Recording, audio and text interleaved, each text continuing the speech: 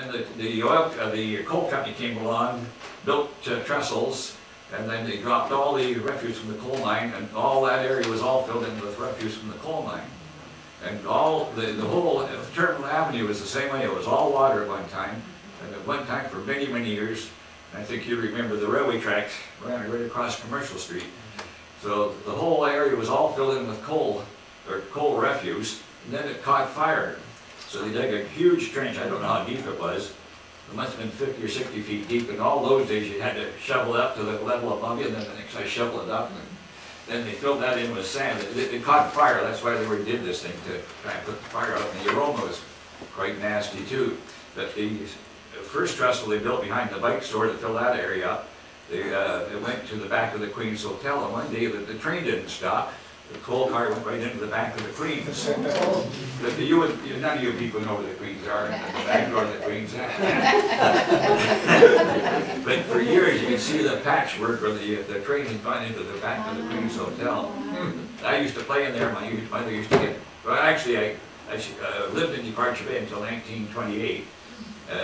From 1921, so I'm much younger than Albert, and much more intelligent.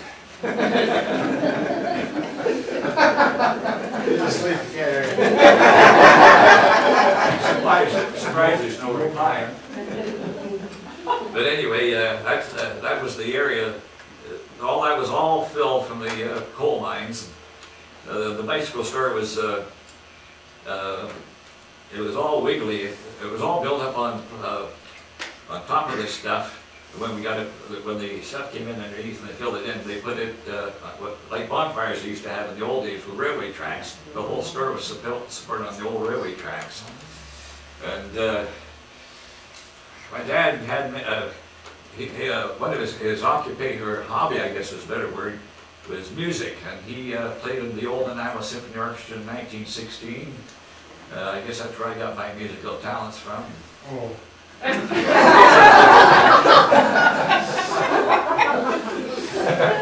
So, music's been a big part of my life, actually. Somebody mentioned that about Manson's coming here 135 years ago. That was about the same time that Nanaimo, which is now called the Nanaimo Concert Band, started in April 1872 as the Nanaimo Brass Band. I think of those days. Eventually became the Silver Cornet Band, and there was a top-notch band, and they won all kinds of prizes. So somewhere in about the 1920s, they changed the name to the Nanaimo Silver Cornet Championship Band. So, and I'm a charter member of that band, actually.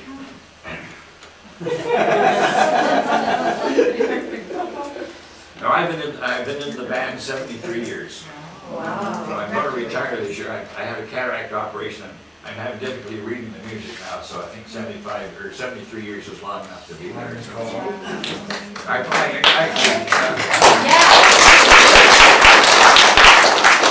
played string bass in Kushner Symphony Orchestra. I played for about 20 years with the Duncan Music Club and the Pit Orchestra down there.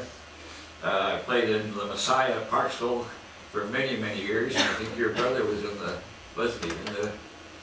his last time I saw him was at the Messiah in Parksville quite a few years ago. And the Pygmy. Well, I played for years in the Pygmy. And I had the band at the Pygmy for a number of years. And then when they closed the Pygmy, we moved up to the Allegiant at branch number 10 on Wallace Street. Then in 1957, I came down with jaundice and I was 30 days in bed, so I thought I was burning the candle at both ends, so I actually quit playing the dances then. But I was involved in the Nanaimo Theatre Group. At one point, I did 40 consecutive nights of music, and my wife got a little cut up with this. And I would say I was in the band, the Duncan Music Club, the Nanaimo Theatre Group, the Messiah, or the Parksville Singers. They did an Easter cantata thing. So I was out 40 consecutive nights. So I said, that's enough. I've got to quit. And I was also trying to run an office at the time. Oh, well, yeah, actually, they kicked Albert out of grade 12 because he wouldn't shave. Grade 2. Oh, no, music's been a great part of my life, actually. It was very relaxing. Like when I became a judge, we have what we call calling day on the first Monday, or the Monday of the week, and that's the day everybody comes either to plead guilty or set trial dates. And they always asked, like to have me and another fellow guy, Bob Metzger, was here for a while, because we were the fastest judges in the West. I could get through to 100 to 125 people on a Monday. And I used to read the charges myself. I'd say, Mr. Smith, you're charged with impaired driving on such and such date. Do you understand the charge? Yes or no? How do you plead? Guilty, bang. We had another judge who was a very learned guy, but he just couldn't get anything, finish anything. My son took a fellow up to Parksville one day to plead guilty to impaired. He got 5 guilty pleas between 9:30 in the morning and 12 o'clock. And that's just impossible, because the provincial court's a busy court. I'd have 5 guilty pleas between 9:30 and 10 o'clock and on their way, but it got to the point, working 5 days a week when we first started, and that fairly heavy volume, music was the great relief. Like on Mondays particularly, I'd get home at 5 o'clock or so, 5:30, 6, and I'd make myself go to band practice, because we rehearse on Monday nights with an Nanaimo band. And I'd come home at 10 o'clock, all revitalized, ready to go again. So music was a big help. Yeah. How long were you judge? 25 years. Yeah. And they still like me everywhere I go. Can't you come back to work? Because the judges today are awfully soft. Yeah, no, I was with the superintendent, Jeff Law here in Nanaimo, just before Christmas. He said, I sure wish you were back working, Stan. He said that when you were there was efficiency and there was justice. Oh. You know? Sure enough.